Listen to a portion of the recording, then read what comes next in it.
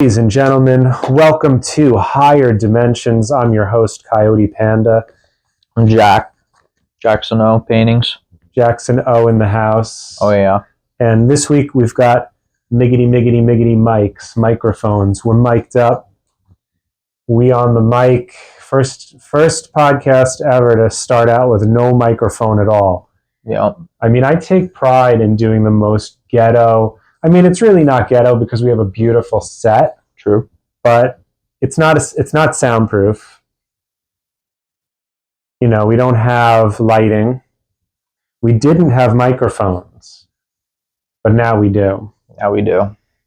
So here we are.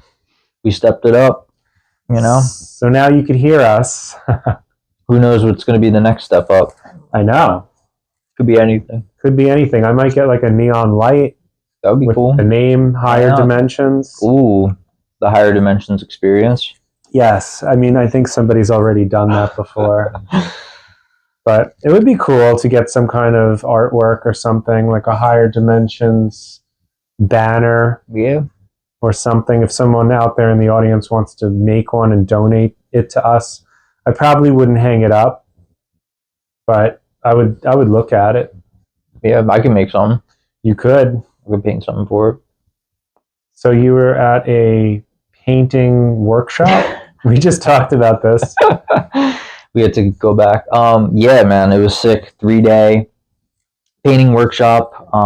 The artist that was hosting it, his name is Andrew Kadima, really talented oil painter from Los Angeles, California. I think it's Los Angeles, somewhere in California. Andrew Kadima. Yeah, pretty famous on like Instagram, TikTok. You know, he does really realistic, intense stuff. It was at this studio in Williamsburg, East Williamsburg, Brooklyn, called Studio Slew. Really crazy place. Check them out on Instagram. And yeah, man, it was just 3-day, just immersive, you know, watching demos of him paint, then jumping into our own paintings. There was like 15 people in the class. Everybody was so cool, very chill, good time, you know? Yeah. Yeah. Did you have no one like raged out with some type of political statement or something? Oh, thank God, no. That's good. Yeah. Yeah, I can't imagine watching someone paint for hours and then wanting to rage out. Totally. Yeah. I mean, some people after watching him paint for like 2 hours were like they were like, I gotta get up, I gotta like, you know, walk around, I gotta go get lunch, you know, that type of thing. Like it's definitely a long time to be watching painting, but it definitely made me realize how much I love watching people paint. Like even when I got home on Sunday night after the last day, I started jumping into some like YouTube tutorials of painting and stuff, and I was just felt really zoned in. I used to watch Bob Ross for hours. Yeah, and I would be thinking like Van Dyke Brown all day or some like color that he would say a lot. Yeah. Yeah. I used to go to sleep to Bob Ross, just drift off. Yeah, I mean he'll put you to sleep. Yeah. He'll put you to sleep. He should have done some type of like meditation videos. Yeah, definitely. I mean, painting is meditation, really. Yeah, well, yeah, you're right. It is. I mean, it's one point an amazing. Focus. Yeah, it's an amazing meditation. Yeah. Do you feel that it's like meditation for you at this point?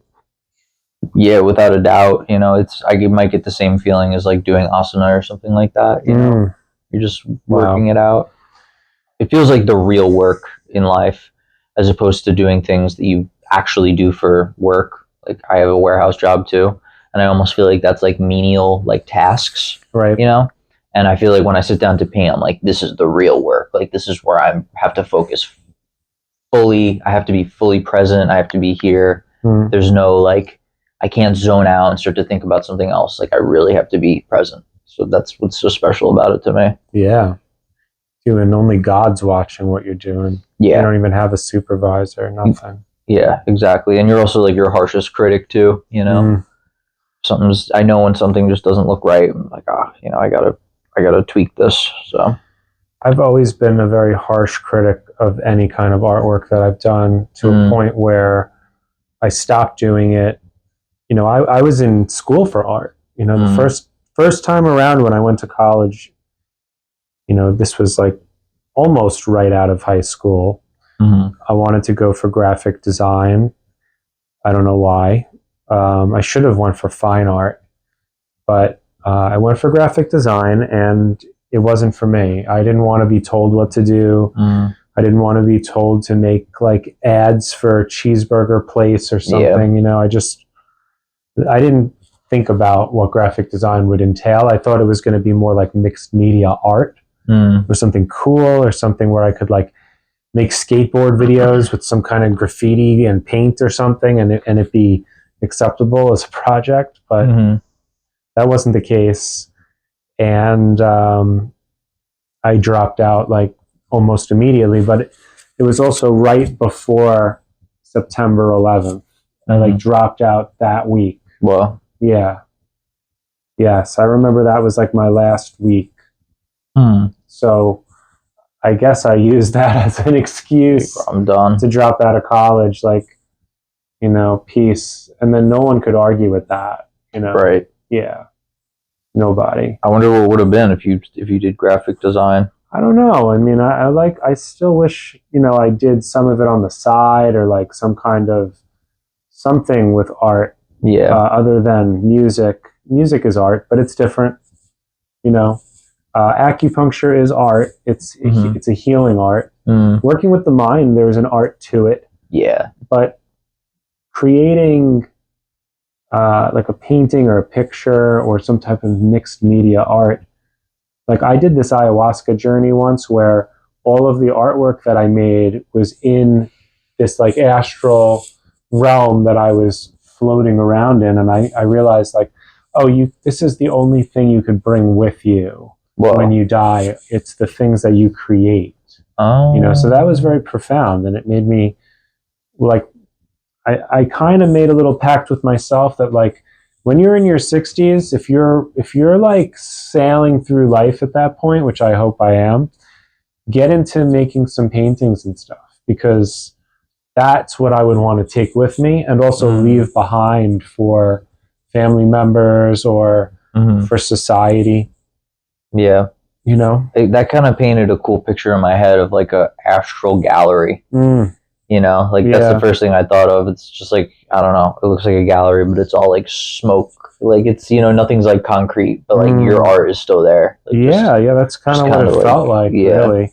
There were also like, other things going on, like all of the plants and rocks and things. Like we were on the side of a mountain, and the mountainous terrain and all of the nature became cartoon-like, as if somebody animated it. Wow. And the plants were like wearing sunglasses, and they were laughing, and that was pretty interesting because it like merged my appreciation for that art into my journey, into my ayahuasca journey. It kind of like merged those worlds, which was cool, because it hasn't happened again. It was a unique experience. So it kind of sounds like mescaline a little bit. Like that's what people say. Mescaline, you start to see like cartoon. I never tried mescaline either, but I hear it's like cartoon. Like everything kind of becomes like cartoon, like animated. Wow, that's an interesting thing. I've never heard that about ayahuasca. I was telling the Frank that I had done some MDMA and unfortunately decided to get in the car and drive, and everything became two-dimensional. That was weird. And obviously really weird. I went home as soon as possible. Yeah. But like everything was it became very two-dimensional. I can't even imagine. I know. That sounds wild. It's hard to imagine. Like you were just in like Mario Kart all of a sudden. Like it was weird. I looked up at a traffic light, and it was like flat with oh, that's weird. Yeah. It's like being in like GTA 1. Yeah. The first GTA. Yeah, it freaked me out, and my reaction was like, "Oh no! Whoa, this is not good." Cool, not good. But I held it together. Yeah, I'm glad you held it together. Don't do drugs and drive, especially. Don't do drugs that that you're not ready for. True. Yeah. So I don't know, man. We were going to talk about like self-value. That was like a big theme for me this week. Yeah, we were going to talk. We're not settling for something, basically. Yeah, I had this like very altruistic idea that I was going to offer my services at a low enough rate that almost anyone could afford it. And because I was going to do that, I was going to have this big influx of people come. Yeah. Because they were not only going to appreciate my generosity, but they were going to know that I was somehow the person to go to and I was going to help them. And I had these wonderful, beautiful ideas, but that isn't what was being reflected back at me. Sure. What was being reflected back was people still didn't appreciate me. They didn't thank me. They didn't honor my schedule. They asked me questions online and never made the appointment. Things that kind of just either wasted my time or like literally wasted my time, where I was waiting for them and they didn't show up, or people who just didn't follow through with like the treatment protocol that I recommended. Like it was just kind of like a one-shot thing for them, where the real goal was to like build this practice with all of these people that were going to like really benefit from the service, and also it was good, they were going to be able to afford it. Yeah. So that idea went out the window. Like having like this high volume went out the window, and I realized when I didn't get paid for a treatment because I was literally doing one for somebody that I didn't know for free at this point, because it turned out that their insurance didn't cover it, and I ended up doing the treatment for free. So it made me really realize I don't want to do this for free. Mm-hmm. And by giving away my services at such a low rate, it feels like I'm doing it for free. Because if all of the money I'm making is going to all of the rents that I pay, the insurance that I pay, yeah, you have a lot of overhead, my car, blah, blah, blah, blah, blah, blah, blah, blah, blah, blah, blah, I am working for free. If you're working and all your money is going to bills and credit cards and stuff, then you're working for free. Yeah, you're not saving anything, like? Yeah.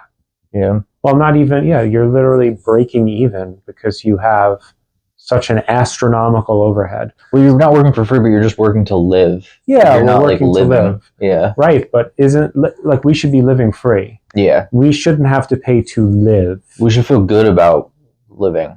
Yeah, like your living expenses should be a third of what you're making. Most people are not operating like that. Most people, including myself, are either like barely breaking even or they have a deficit every month and they're just going further and further into debt, which is why I'm like, hey, what if I offered my price at this amount and it was significantly lower than what people were used to? Yeah.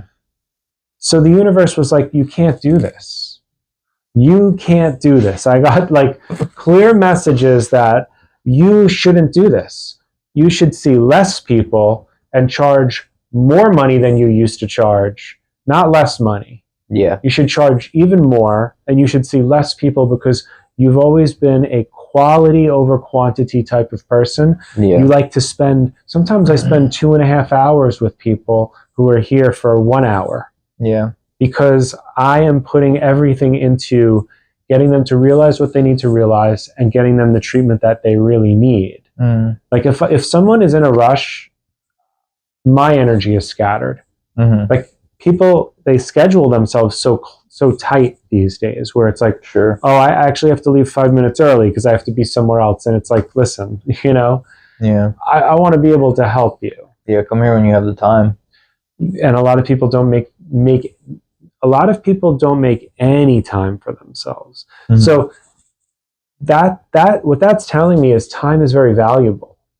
Time is extremely valuable. So if time is valuable to people, it should be valuable to me. Yeah. So the amount of time I spend with somebody has to become more valuable. Do you think there was value in potentially just seeing what would happen if you offered a lower price? Like, because that's something. Yes. Yeah. Like putting ourselves out there is, like we were just joking about, like, well, I'm never going to put myself out there again. It's like, but I don't know if that's necessarily the answer, you know? No, it's not. And my wife is very wise, and she said, look, it was trial and error. Mm-hmm. You know, I've never done that before. Mm-hmm. I've never lowered prices.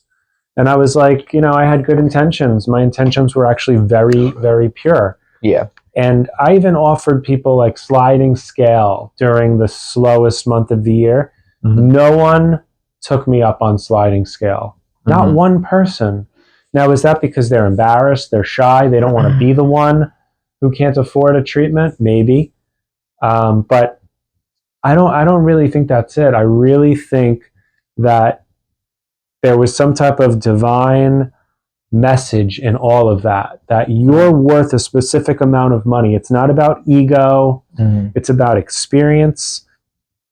It's about your unique frequency and your way of helping people on a very deep level. Yeah. So I was like, look, you know, I told people, hey, the pricing decrease was for January. We're in February, and it's no longer in effect. If you want to continue, it's going to be this price. And this price was significantly more. Yeah. You know? And nobody had a problem with it so far. Mm-hmm. But my point is, you know, if something isn't working for you financially, like me seeing more people obviously wasn't the answer, because no matter how hard I tried to see more people, I would see new people, and then old people wouldn't be able to come that week, right? So I wasn't hitting this number that I had in my head.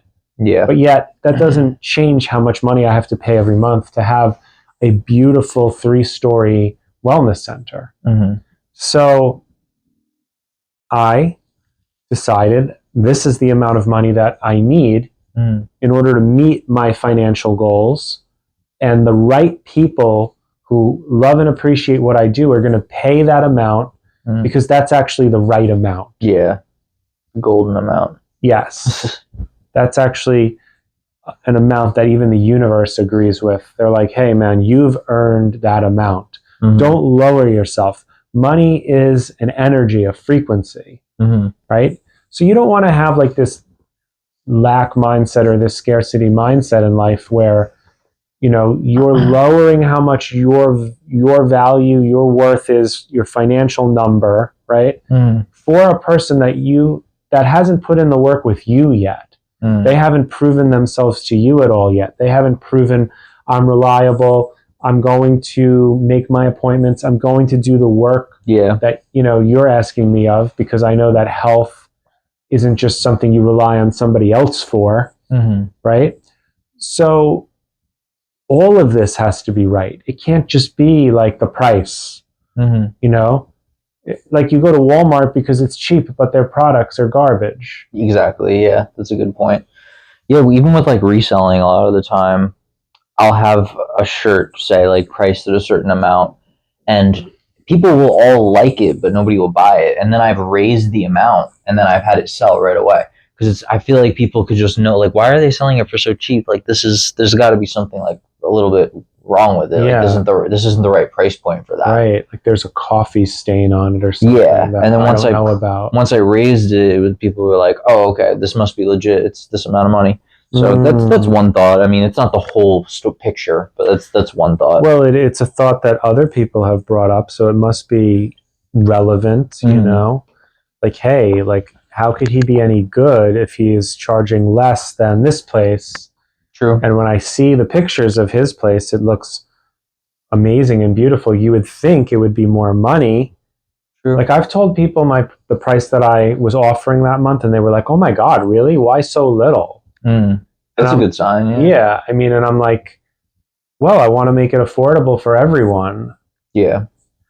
Well, guess what? Even if it was affordable for everyone, the same people who didn't want it when it was, you know, over $200, those people won't want it at $80. True. Yeah, it's like a certain demographic. It's just they didn't want it. They never wanted it. You know, it didn't matter how much it cost. They just never wanted it in the first place. Right. Or they were always going to waste my time in the first place. Like the money, the number that I had in my mind had no bearing on that person's personality or their choices, or because, like I said, they just weren't going to do it.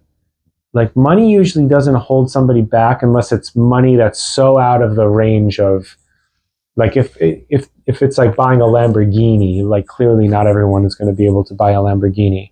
But if it's like something that's under $500, like if it's 200, 300, 400, and it's all like a little bit different, yeah, like, I don't think that dollar amount deters that many people compared to obviously thousands or tens of thousands or more. Yeah. Well, also, I mean, if somebody is looking for ongoing treatment, technically it's going to cost them thousands of dollars. Yes. So that's one of the things too. Yeah, it might. If their insurance doesn't cover it. Yeah, it might. They might have to be, when I've had to tell people, and it's harsh, I've had to tell people, like, hey, I know that this service is out of pocket and it's an expense, but for what you have going on, you need to see me twice a week. Yeah. Now, that has nothing to do with me. I didn't cause them to have this problem. I didn't create acupuncture and how to yield specific results. Like, that's all dependent on that person's body's unique ability to heal itself and the energy in that person's body.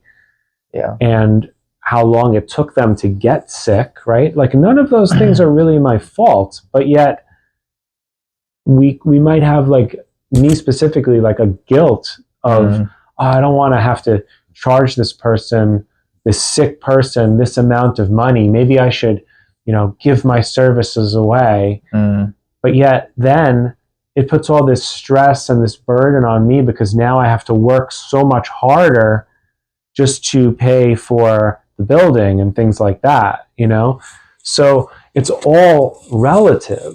Yeah. Right? It's all relative. And that's why what matters more than any of those things is how much I actually feel I'm worth. Right? If I didn't feel I was worth having this building, I wouldn't have it. Yeah. So why do I not feel that I'm worth even more money per hour? Right. Like, maybe I'm worth $1 million an hour. For sure. You know? But how many people really think that way? How many people are like, I'm worth $1 million an hour? Yeah. And do you think the people who do think that way are more likely to get it than the people who think the opposite? That's a really good question. That's something I think about often. Does it have to do with some sort of subconscious blockage? I feel like that's always kind of what I go to. Like, there's something that's, no matter how much I open myself up and I'm willing to accept, how much I think I'm willing to accept, it's like there's just something that won't allow it at this time, almost. There are energetic blockages because we see our life through our own unique map of reality that we create based off of our own beliefs. And yes, we have a conscious and a subconscious mind, but there's also this unconscious mind. And the unconscious mind is like the deep mind that there is a web of interconnectedness between all of us. I'm not going to say that it's a hive mind because there are degrees of telekinesis that we could experience and mind control and mind reading and all of those things.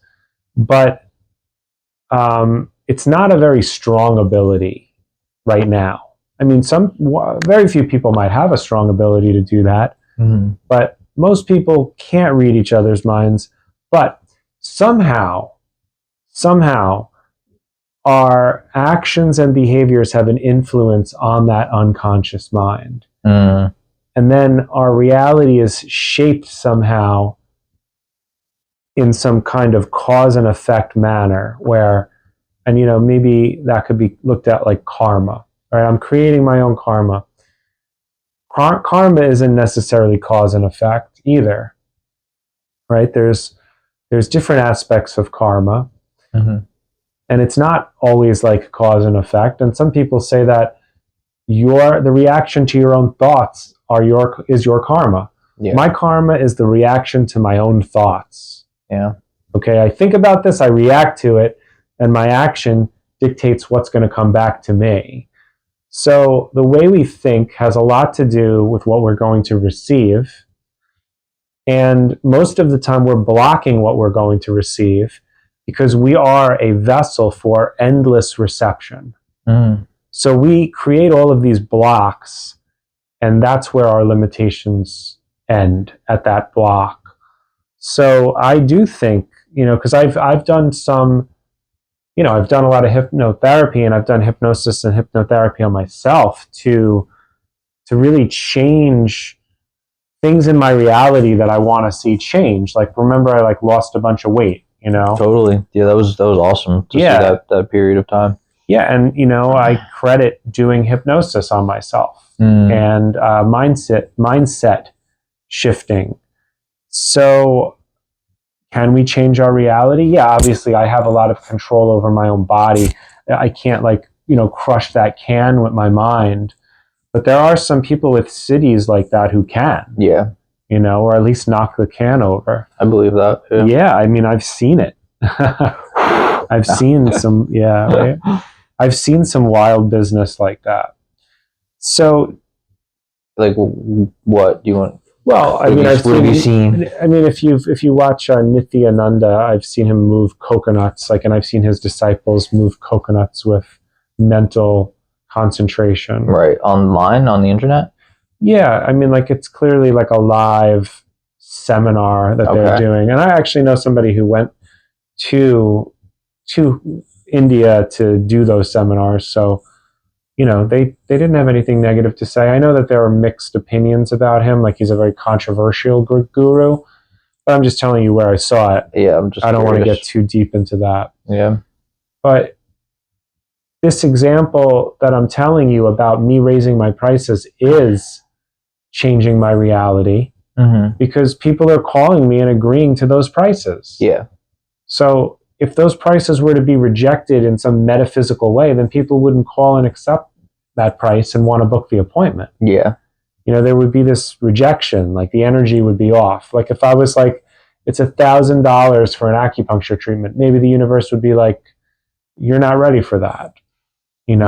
But if I had some magical ability to heal 4 out of 10 diseases within 30 days, and sure. Yeah. People were lined up down the block for me, then maybe $1,000 would be appropriate. Yeah. It's all relative. So you have to find the price point that is relative to your circumstances, to your ability, to your environment. It's not just as simple as I'm going to attract people with this price. Yeah. So what about paintings? That's so funny thinking you said about that, how do you value your paintings? I've heard you tell me certain things. So let me see. Yeah, well, it just had me thinking about people who do sell their paintings for $1 million. I was just, it's that is comparing it to the whole acupuncture analogy that you just said, that's amazing. I don't know what I'd have to do to get there necessarily. You might have to have some money laundering scheme, something exactly like Hunter Biden. Exactly. Getting paid for diarrhea paintings. Yeah, I haven't been in that world yet of selling my paintings for over 1,000. Why not enter that world? That's my question. Are you basing the value of your paintings on what you think you're worth, what you think the paintings are worth, or what you think people are willing to pay? I guess what people are willing to pay. I love just getting paintings out there. So if somebody really loves the painting, it's worth $450, and they only have $150, $200. I'll sell it to them, and I'll be happy to sell it to them. Because I'm just you know what, they love it. If it's in their house and it's hung up and it's causing them joy, I did my job. So that's kind of how I think about it. What if you had an art gallery and that was your primary source of income? Oh yeah, well then it'd be a little bit different. Yeah. Would you hold out for the value of the painting at that point, because of that would be an example of environment, right? Yeah. Remember I said you have to have a price that's relative to your environment. Yeah. So I guess if it's something that's just undeniably it's getting a lot of attention, I would hold out for it. If it's something that people see every single day and a lot of people sort of are kind of interested in buying it, then you want your price to be as high as possible, because then there's a lot of people like considering it. It's almost like the person who gets it eventually like won, like, or you know, like kind of like over. Well, it's almost like a bidding in a way. Yeah. And that's exciting. Yeah. So I mean, I don't know. I feel like you should experiment a little bit and like price, get a couple out there for like $550, $750, and just see what happens. Like 500s, 500 or $550, $750. I have stuff on eBay right now that I have for $1,700. Okay, listed. There you go. Yeah. What if it was $2,700? Why not? That painting that I did of Jesus, like I've been waiting to list that eventually on somewhere. Why not put that one up? Put it to, what did Jesus, the number is 33. Put it up for 3,300. There you go. I'm kind of, it's so heavy, I'm almost like scared to ship it. It's so heavy, dude. Like, why is it so heavy? It's in this like massive antique frame. Wow. It's like 60 pounds, 70 pounds. If you go to industry, he has paintings on the wall for like $25,000. That's awesome. So, I gotta hang some stuff over there. Right? I gotta contact him. And some paintings, in the $3,000 to $6,000 range. Yeah. I'm gonna email them like after this podcast and see if I could get some stuff hung up there. Yeah, why not? Yeah. I just feel that people are only willing to pay what you think it's worth if you really think that's what it's worth. Yeah. Yeah, I mean, I have enough experience to know when I say a price, like how it hits people. So I kind of feel like I know realistically, like when I'm, the circle that I'm around, like I know how much this person's going to probably want to pay for this painting. It's probably going to be around like 500. So what if you took that same $500 painting and you put it at Etheon, right? And it was on display there. Oh, what's it called? It's the Chapel of Sacred Mirrors, Cosm? Yeah, Cosm. What did I call it? Etheon? Is that the name of the... No. Is that a made-up name? Did I just make something up? I think it's just Cosm. Cosm, but doesn't the... Entheon. I think maybe that's what the building's called. Oh boy, we gotta look it up. What if I had it over there? Yeah. I feel like I'd have to get better to have a painting over there. That place is so freaking badass. That place is like, oof. The originality of everything in that building is... Etheon. Entheon, yeah. Entheon. Entheon. He has... I've been there. He has guest artists there. Yeah, he has some guest... As soon as you walk in, at least when I was there like a year ago, he had like guest art paintings there that weren't going to stay there forever, but they were, and they were just... The originality on them is just out of control. Yeah, shamanistic ones were cool. Yeah, I feel like they were... And that's why I'm so happy that I did this workshop over the weekend, because I feel like I have something new to strive for now, like as far as just originality, like just depth, and everything that has to do with making my paintings better. So what do you mean by originality? Did it inspire you to do more original work? Yeah, definitely. Yeah, because I do a lot of characters and things like that, which is fun. But this guy, the person who was hosting it, they do a lot of like portraits, just like portraits of like anybody. I feel like those are like a little bit more like, I don't know, a little bit more like artistic, because it's just like, it doesn't have to be the most famous person ever, like almost like clout chasing or something. Yeah. I mean, it's a whole subgenre doing celebrity portraits. Yeah. So yeah, that's cool. Just paint some random people, You could paint ugly people, right? You could paint all different types of people. Totally, yeah.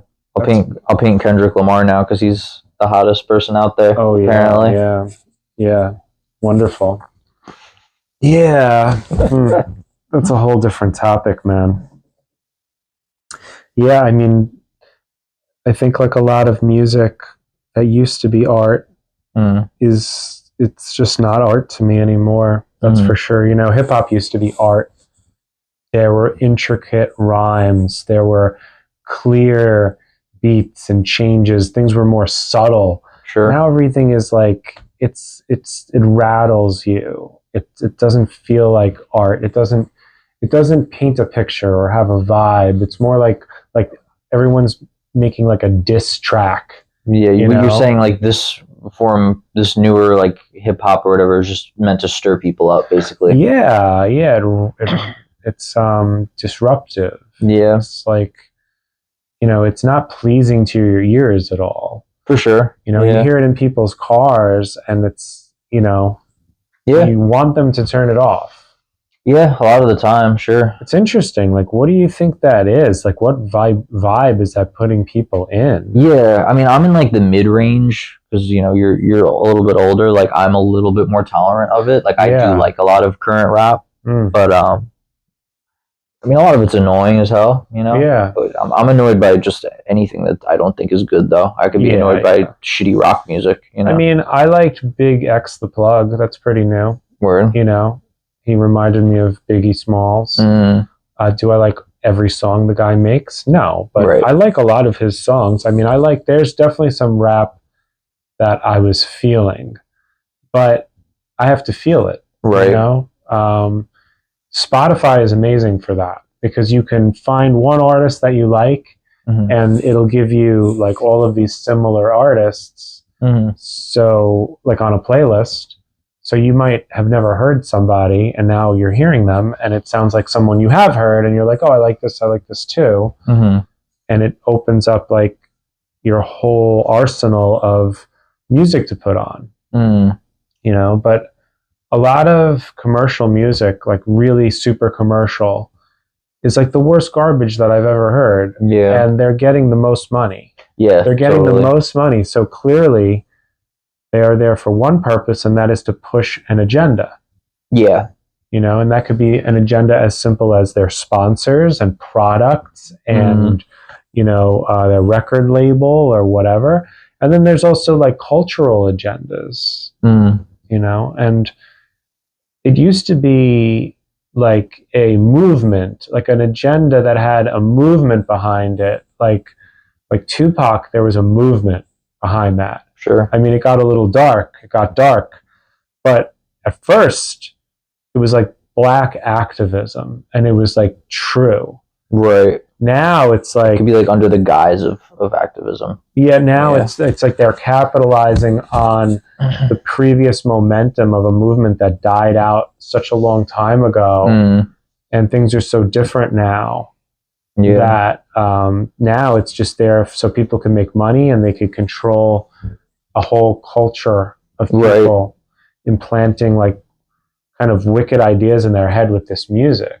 Yeah. Well, one thing that I was thinking about the whole like Kendrick Lamar dissing Drake thing is like if he basically in the song he's calling Drake an abuser of children, basically. Yeah. And it's just like, I don't understand why like he's making like a little cute song about it. Like if that's really like an actual accusation, like why is this not like being investigated? Like why, you know what I mean? Like what's the point of making a song about it? Why don't you just say it and just let people know?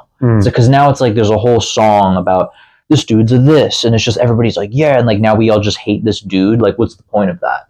That's a diss track, but they're taking it to a different level. It used to be like, I'm going to diss your mother.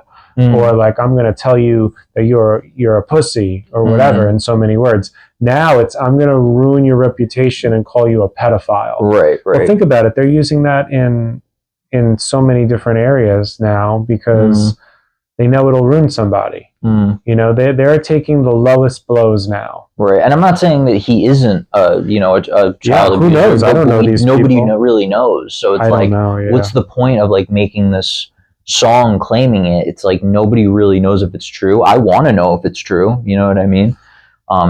He should be like, obviously held responsible if that's the case. But it's like, I just don't like. It seems just like hateful in a like a lot of ways. I don't really see anything like positive coming from it. Like I think beef is really exciting, and like you always like we have like this instinct of like some gladiator shit. Like we like to see these like fights and stuff, like innately. It's bizarre and it's negative, clearly. And Well, I mean, it's negative, and you have like an entire stadium of people being like, "Yeah," and it's just like, but it what? Like, this is just hate. Like, you know what I mean? It's just hate. Like, there's no like facts here. You know, that's what's like coming up for me. You know? Yeah, I mean, it could be based on this person's experience, and we don't know that. But like you said, like, why make a song about it? Like, right? Like, why not just make a statement? Like, I, this person witnessed this person do this that's abusing children, and I don't need to make a song about it. I'm just gonna say it. Like, I'm just gonna let people know and inform people. Yeah, you know, he's trying to capitalize on that's exactly. Maybe if he is a child abuser or sexual predator, and he's capitalizing on it by making a hit. Yeah, like, you're making money off of that. You made a hit. Like, yeah, it's not something to celebrate. Yeah, like it's not something to celebrate that this person's a child abuser, and that's what I feel like America or people who are like fans of hip hop are doing right now. Like, they're celebrating that this dude is like a pedophile. It's just like, no. It's like somebody's family gets into a car accident and 3 of them die, and then somebody makes like a rap song about your 3 dead family members. Sort of, but no, I feel like that's not a like great analogy for it. Definitely not a great analogy. I think you didn't do it on purpose. It's a terrible analogy. But it's like on the level of well, they're both disturbing things. It's like, oh, you're a pedophile, I'm going to make a rap song about you. Right. Or, oh, you know, you're, well... But Drake would be more at fault if he was a pedophile, because that's something that's, you can kind of like... Maybe the guy was drinking and driving. That's like, yeah, I don't know. We're trying to make this analogy. The guy had 3 DUIs. Yeah, but seriously, you know, I get it, man. This has been going on for a long time, too, with rap music. I used to like rap music. I can't support it anymore. It was cool when it was like a cultural movement in the 90s, and like you would wear your cross colors shirts and stuff. Did you ever find a cross color shirt thrifting? No. Keep my eyes peeled. Yeah. Cross colors, yeah. Oh. It was from the 90s, and it was like a racial, it was like before FUBU. Maybe I have. I don't know. You might have. You know, there was cross collars, and then there were all those different kind of puffy pants that you would wear, like the skids and the Zumbas and stuff, and like they were for breakdancing. Right. You know, but most people didn't breakdance. You know, most people... Breakdancing is more popular now, I think, than it was then.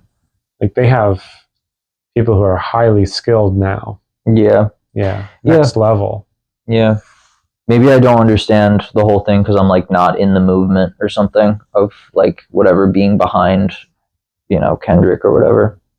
But I mean, yeah, is it a movement? I mean, do you think it's a movement?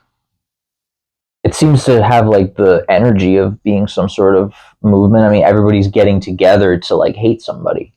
It's a terrible movement. Remember the Beatles? They just wanted like world peace. For sure. I would like to see something like more like unifying instead of dividing. Like the whole thing seems very dividing to me personally. Yeah, people love it. That's the nature of the ego, is this division, right? It's like separating you from people you don't like and then attacking them and giving yourself this illusion of superiority. And you know, when is mankind, humankind, when are we going to rise above that collectively? You know, I feel like there's such a small percentage of people who want to rise above that kind of pack mentality behavior that, you know, this is my team, this is your team. Yeah. It happens in politics, it happens in sports, it happens with music. It even happens with like yoga studios, you know, there's like competing yoga studios. Like, it's crazy. We're supposed to be part of a spiritual community, but without judging people in our own community. Have you ever felt that there is some competition? Yes, and also I feel like there are some people who shouldn't have the reins on, you know, some studios. Like there's some people who, you know, I don't outwardly be like, don't go there, but there's some things that I'm just like, I'm not going to tell anybody to go there, you know? Yeah, absolutely. I know people doing things they shouldn't be doing. Yeah. Yeah, it's disturbing. So no one should be talking shit, you know? Like, You see all these, there's so many shows out there that are just based on talking shit about someone else. Totally. But we're also righteous in our own ways, you know? Totally. I mean, you know, I feel like talking shit to a degree where you're leaning in more of a direction of like showing somebody the way, the actual way of truth, and like, you know, and some people might be like, well, how the hell do you know what's truth? But like, I feel like we kind of know deep down like what's good and what's bad, you know, like, I don't know. I mean, some people have more of a compass of that than others. Some people do. Some people have high moral ethics and values, right. And some people don't. I mean, people have told me stuff that whatever throughout my life that like, you're doing this, you know, this is messed up that you're doing this, and like, it's always just a nice moment where you could actually sit and be like, yeah, like that's true. You know what I mean? That's always just a very like real moment. Well, that's true vulnerability. Yeah. Have you ever studied Marcus Aurelius at all? I've listened to some videos about him that are very, very interesting. Yeah. One of his most famous books is called Meditations, and it's like, I think it's like 78 meditations. I don't know if that's the right number, but it's meditations to live by, you know? So wasn't he somebody who kind of had like, he could have anything he wanted, and he basically was like, that's going to mess me up, like I need to be disciplined? Yeah, he was the Roman emperor for 18 years, I think, and yeah, he could have done any hedonistic thing that he wanted to do, but he lived a life of integrity and honor and high morals, and you know, maybe he was highly rewarded for that in the afterlife. You know, maybe he came back as a great saint, who knows? He left stoicism behind, you know, and that wouldn't be something that I practice. I'm not stoic, but I'm more of somebody who's overly emotional and wears my heart on my sleeve. But, you know, he created a whole movement that dates back to the times of the Roman emperor, and that's the Stoic philosophy. So he's pretty amazing, and you know, that's an example of someone who lived in integrity and high moral value. And some people can do that. Most leaders are not like that, actually. Yeah, I would agree with that, definitely. And then some of them are. So if you're leading a community, it would be a good place to begin, like working on your own moral compass, so to say. Definitely. You can't lead anyone unless you could lead yourself. Yeah, I mean, being in the world of healing people, I know that there are a lot of people out there with business models that are like, I have a wellness center, I have a yoga studio, I have whatever, and you know, their intentions aren't very pure. Sure. And it's sad. But then there's a lot of really wonderful people who really want to help, and you can tell by their vibration that they're beautiful people, and they mean well, and nobody's perfect, and we all make mistakes. We all look bad sometimes. We're all grasping sometimes. We're all, you know, surviving. And you know, the funny thing that people don't think about is like, you could have millions of dollars and be very successful, and something can happen and you could lose all of that. Or you could just be skating by your whole life, or you could have great financial success and it could be very sustainable, and for some reason you're just blessed with this luck that doesn't end. And none of it has anything to do with like how much effort you put in compared to somebody else, how big your brain is compared to somebody else. It's all just like your unique frequency, your unique design, and karma that allows you to do these things. And if you could understand that, it really helps you deal with envy and jealousy and greed and the lower nature that we're trying to rise above. Yeah, I like that unique design. That's a very good way to put it.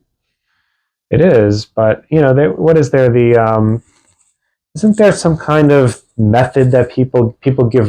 Human design. Somebody came up with human design. It's like numerology and astrology and some other stuff, like maybe they changed around a few things.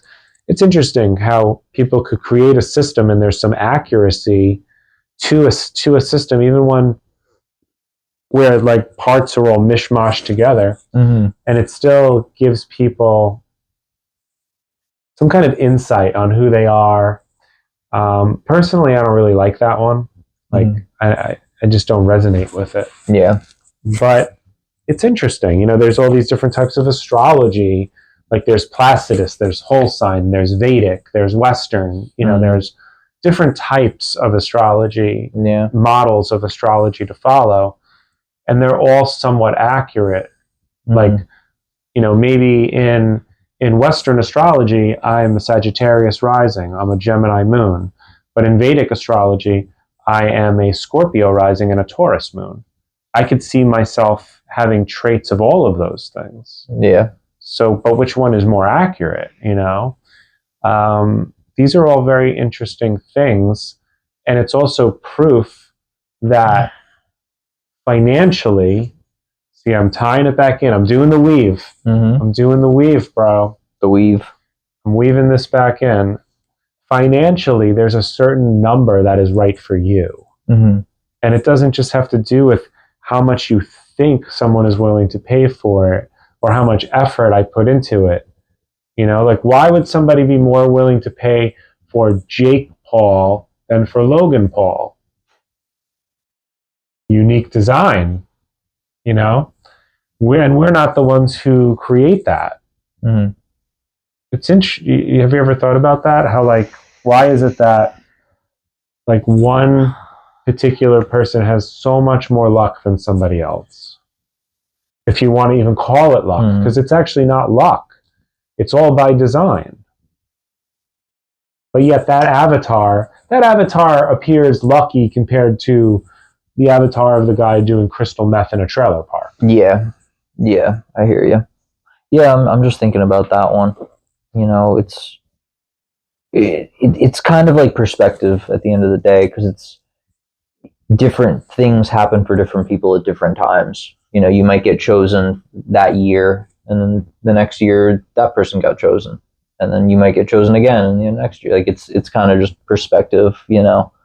These are like all very like in the moment things. Yeah, it's like stocks, like one day the stock is skyrocketing, the next day it dips, it could level out, it could be stagnant for a few years, and then all of a sudden it shoots up.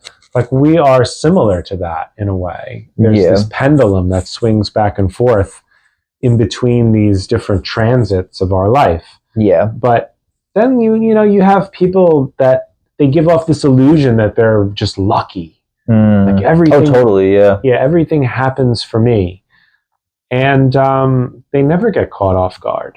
I have friends that will never show me that they're distressed. Like they always, and I don't know if they do it like purposefully, but they just won't show you. Like something bad could happen to them, they won't even talk about it. Something they're just. It's very interesting for me to see. Yeah, that is interesting. And I almost look at them as like a Buddha in a way, because I'm just like, what the hell? Why is this person like never freaking out? I feel like I'm having like a mental breakdown this week, Yeah. But are they a Buddha, or are they just literally oblivious to the magnitude of their situation? That's something that I debate, it's up in the air. I go back and forth. I'm like, they're bullshitting. They're freaking out. Come on. Everybody feels, everybody has moments. And there's another part of me that's like, damn, they're really pretty solid, like in themselves, within themselves. So it really goes back and forth. But a trick that I've been using recently that's been causing me a lot of peace is like really zooming out and looking at. I believe that there's past lives and future lives and everything in between, and like I just keep thinking to myself when I feel like I want something and I'm not getting it and there's no sign of me getting it. It's like, well, if it's really worth it and I'm meant to have it, maybe it'll happen in the next life. Like maybe, like what's the rush to get something? Like, and almost that certainty of knowing that I'm going to have it, even if it's in the next life. Like, even if, it's that, like, that just brings me a lot of peace. That's just a personal thing that I've been doing recently. Yeah, it's a great practice. Yeah. Yeah, absolutely. I like that practice and participate as well. But, sometimes we feel an urgency. Totally. So that urgency exists for a reason. It's because something wants to push us out of our comfort zone. Mm-hmm. I think that people are so afraid to go after things that they feel they don't deserve. Like, I don't deserve $1 million, so I'm not going to go after it. Right. Sure. Yeah. And how do you really know? How do you really know, like, that? What would make you deserve $1 million versus someone who doesn't? Because, our government's sending hundreds of $1 million to the most bullshit causes you can imagine. Yeah. That you wouldn't spend $10 on. So how, so what's $1 million? I should charge $1 million an hour. I should charge you $1 million right now for this podcast. If you go to Thailand, you could charge $1 million baht. You can get $1 million baht, but I don't know about $1 million US dollars. How much is $1 million baht? You'd have to look it up. I'm not even sure. Yeah. But I know it's just a lot not more. Not much. Yeah, Thailand's interesting. I've never been there, but beautiful in the pictures. Yeah, man, it's cool. There's a monastery or sort of a temple every maybe 10 buildings. There'll be a temple. There's at least the area that I was in. Yeah. Yeah.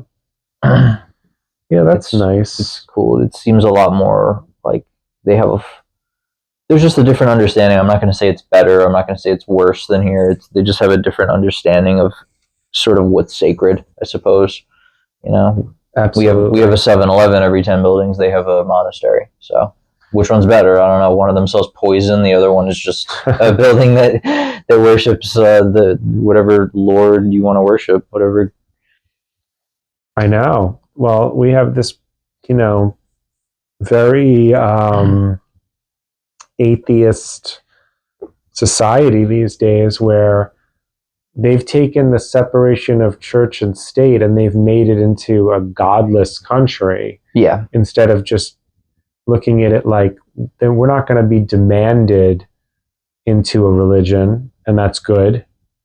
I don't want to be forced into a religion. Yeah. But people use it as an opportunity to have no religion at all. Yeah. Or have no faith in anything. Yeah. And I'm not pro all of these organized religions. I'm not against them. I am pro anyone with the intention of uniting people and spreading a word of unity and love and loving others and treating them with respect and dignity and for the advancement of our souls. I'm all about that. But I think that people have gotten so far from connecting with something higher than themselves, and everything is just so earthly.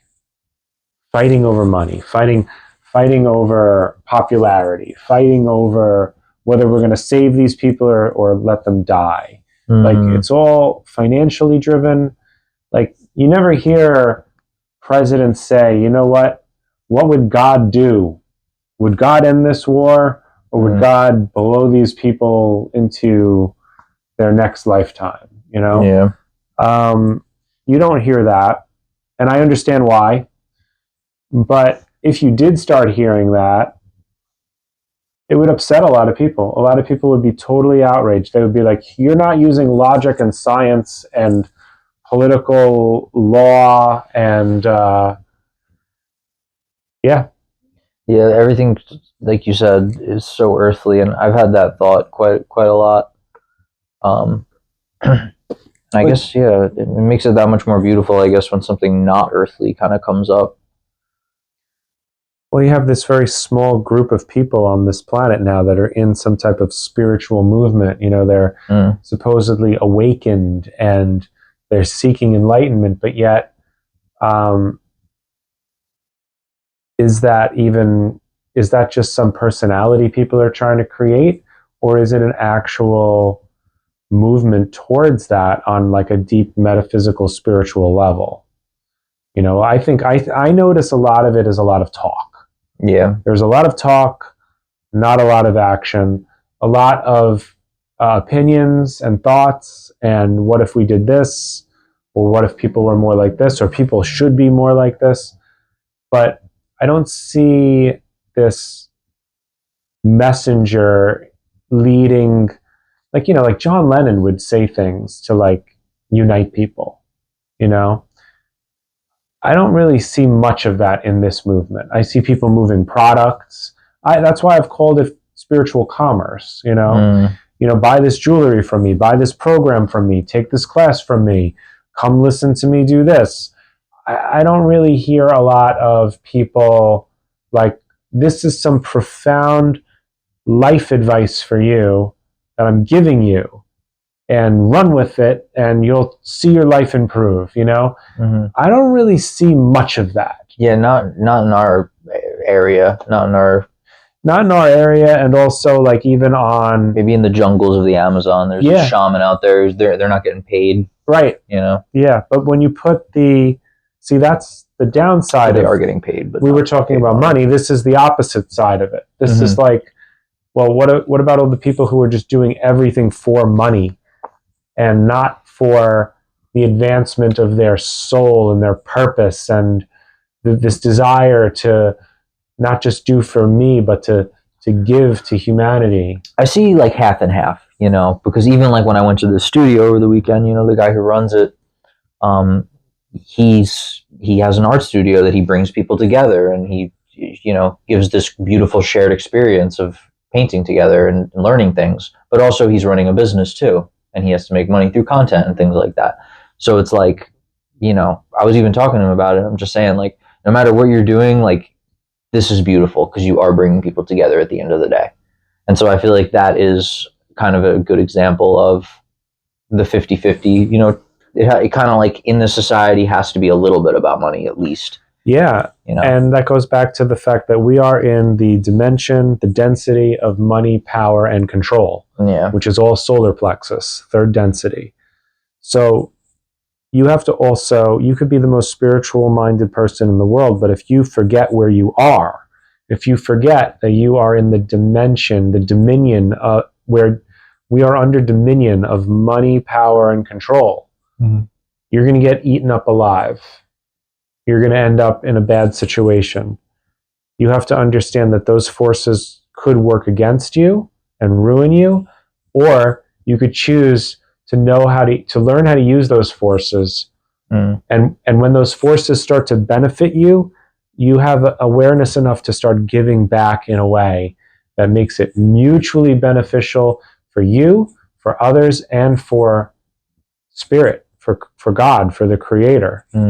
If you could master that, you know, then using the forces of the money, the power, and control are good. If you look at it only as something negative, then it eats you up alive, right? So by figuring out financially where that financial, like where your financial value is, by figuring that out, it's almost like putting a piece in a puzzle to get your life to actually start working for you. That's why I wanted to talk about this, because it is a very important part of everyone's life, you know? So like, let's say one day you want to have a family and you want a new car and you want a dog and you want a wife and you want to be financially secure. You're going to have to sell $1,000 paintings, right? You might have to. If I don't have any other job. If you don't have any other job. Like, we're just using this as like an example, right? Yeah.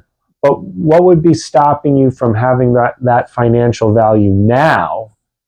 Do you need all of these obligations to get you to commit to that financial value? Or have you had that financial value all along, and you're just not utilizing the proper strategy? You're just not saying, well, I never sold 1,000 paintings, so since I only sell 10, I have to get $1,000 a painting. Otherwise, the value of my work, it doesn't pay off anymore. Like the energy I'm putting into my work, I'm not getting the value back. Yeah. It's almost hard for me to even think about this because I haven't been in that mindset for a while, like being like working and also doing paintings and also having another business. like it's hard for me to put myself back in that mindset of of painting for a living. So I'm like trying to jump back to it and to answer the question. Yeah, I mean, use it as like a theoretical question, like maybe it doesn't pertain to you because you're also like working a regular 9 to 5. Yeah. But, what if you wanted to not have to work a 9 to 5, right? Yeah. What if the answer was just, well, if I sell each one of my paintings for $5,000, I won't have to have a 9 to 5.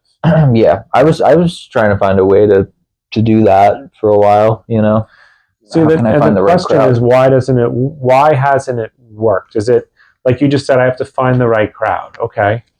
Well, what if you didn't feel what if the feeling that you have in you doesn't attract the right crowd because you don't find the value in your own work? Like, you don't believe my painting is worth $1,000. So of course you're not going to get someone to buy it for $1,000. Totally. Right? I think that there is some reciprocity in how we feel and what our value is, and if we're actually going to get people to commit to that value. I feel like it's, now more I think about it, it's almost like a skill issue. Like this dude that I did the retreat with, like his paintings are, I know you said mine are just as good or close to it, but his paintings are insane, and I have a really good eye for what's good. And I feel like I would have to get a lot better to be able to look at a painting and be like, this is the real deal. My paintings up until now, sure, they're like one or two that I'm like, I hit some gold on that one. But there's nothing where I'm like, that is $1 million. This is a priceless work of art. Like there's not necessarily anything that I know there's still room for growth. So I could get there. I think I will by probably by like midway through this year. I think I'll have some really, really crazy pieces. But what would happen if like you saw that people were buying paintings for more money that weren't as good as yours? Right. I would feel like, what the hell? Yeah. So then it's like, well, am I charging too little? Right. Like, what am I doing? You know? These are questions I think people should be asking themselves. And I also don't think people should overcharge for something that's not worth it. You know? Yeah. Like I see the total opposite all the time. Like I see people who have no license, no like vast experience, don't study the mind, don't study metaphysical healing, don't study acupuncture, don't have a state license. They don't have anything going for them. And they'll charge somebody the same amount of money that I charge, or even more, for some kind of like loophole session. Like, oh, I declared myself this thing.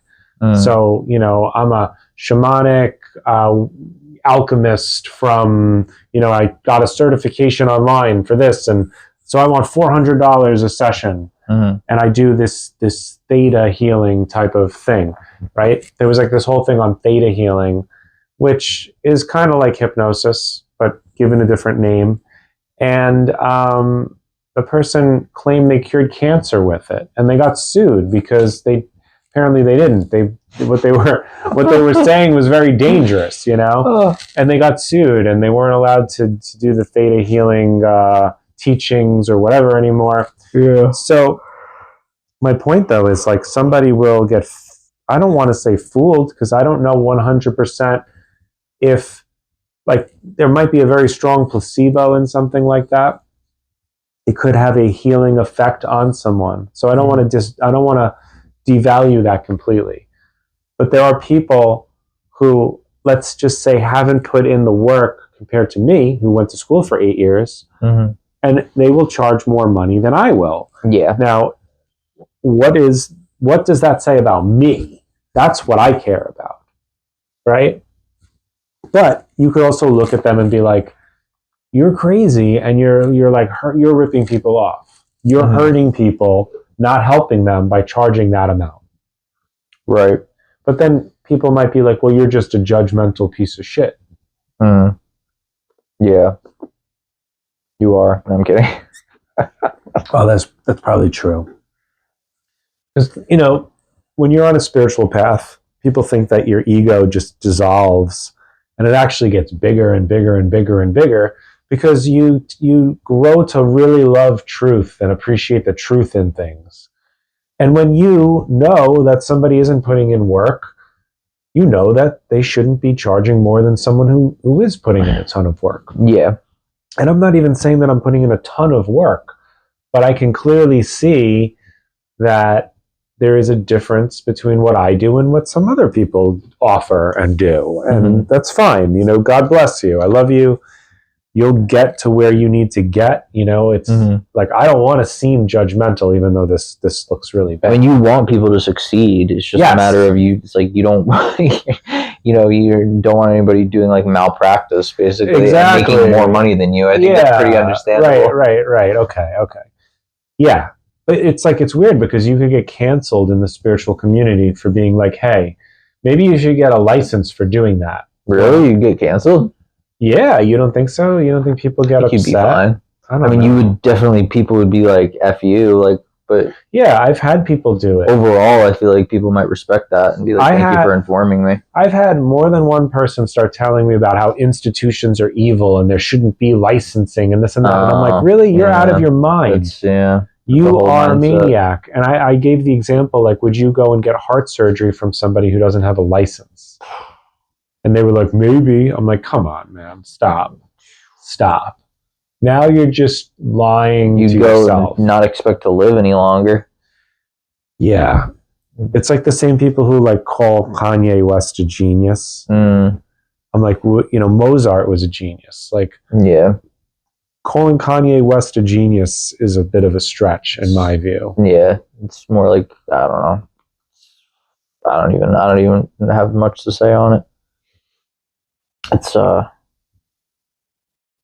it's a stretch. That's a good way to put it. It's a stretch. Genius is a big title. Yeah. You know? Yeah. And then maybe they're saying, oh, he's a creative genius. Right. I mean, I've seen more creativity in a lot of people. I mean, he just happens to have been blessed with receiving millions and millions of dollars for his art, where like you make clothing and stuff like that, you know? Yeah. Like, why aren't you getting millions of dollars?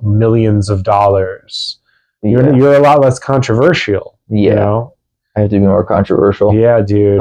You got to get like a face tattoo or something. Yeah. I think that's also a thing, is I don't really want to be, I don't want that energy like on me of being like somebody who's like, just, you know, giant, some like giant figure.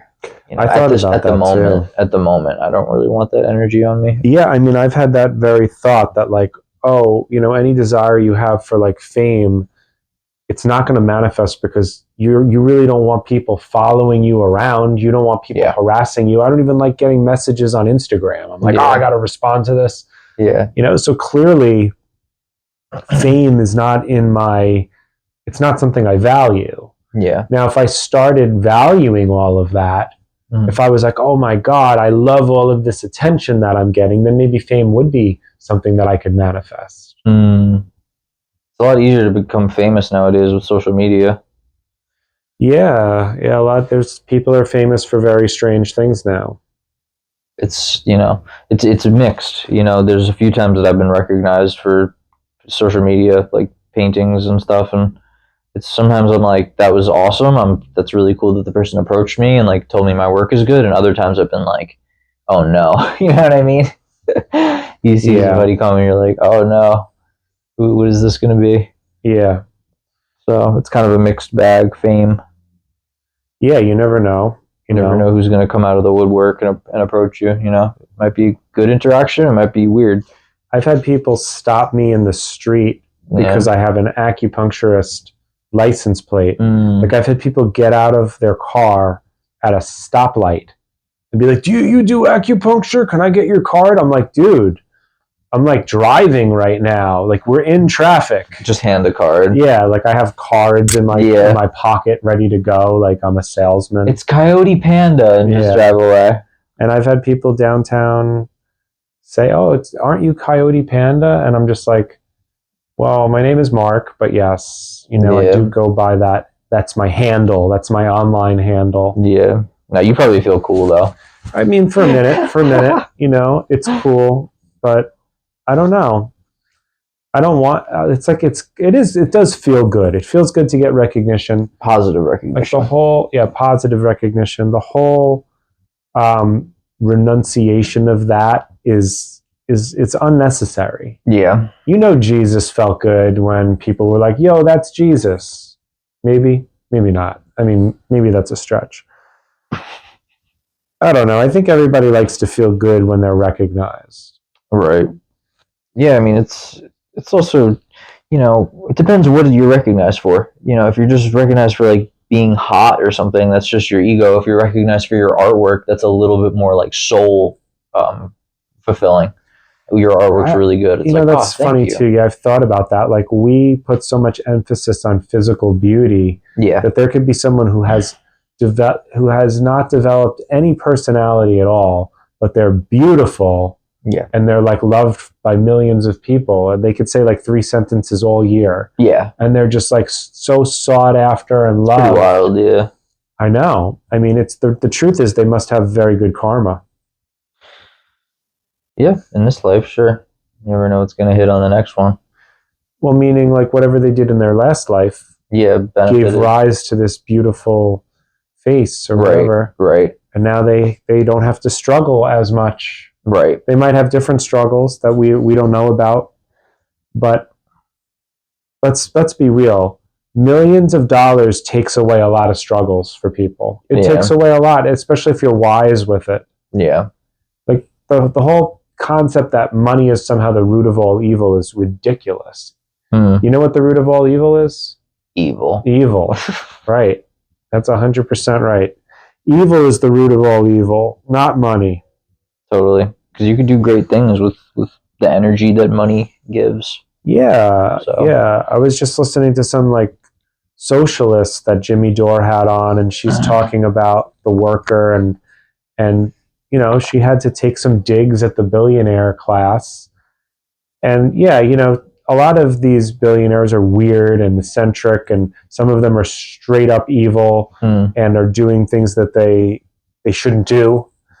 But generally speaking, there may be billionaires out there that are really just awesome people that like give money to charity and help their friends and their family and love fun and make people laugh, and like they're just giving, generous, loving people, and maybe they rescue animals. And it's 50-50 probably. Just like everything. Right. But there's this like trend to hate these people, and like the hate is only poisoning the person with the hatred. Totally. That's a really good way to put it, especially with the whole like we were talking about, the whole thing that's going on in hip hop right now. It's people don't realize that it's poisoning themselves by throwing hate out. No, people. There's haters. Haters are a real thing. Yeah. I'm sure I have some haters out there hating right now. People hate you think? I mean, I've had haters. I've had some haters in my life who were like, "Don't get acupuncture by him," like that type of thing. Oh, I don't know about that, but that's maybe good. I mean, probably when I first started doing acupuncture, there were haters who have been doing acupuncture longer, coming out of the woodwork, trying to, put the brakes on me artificially. You have to realize, like, part of the metaphysical war that's happening is not just good and evil, but there's a war of egos going on at all times. So we have like invisible enemies, actually. We do. I feel it. Yeah, I feel that. Like you almost like create somebody to bully you in your mind or something on certain things. Yeah, I mean, it could be. It could be your energy that's inviting that in. Sure. Yeah. Yeah. Certain it's limiting. Like certain things, I'll hear that like internal sort of bully just being like, you can't even do that. Don't even go. Just like going. It's a practice, and then it's a practice to notice it and then like dissolve it. Like you say, like almost like a way to get rid of a ghost is like walk into it and it just kind of vanishes. That type of thing. Yeah, man. So, how do you want to end this?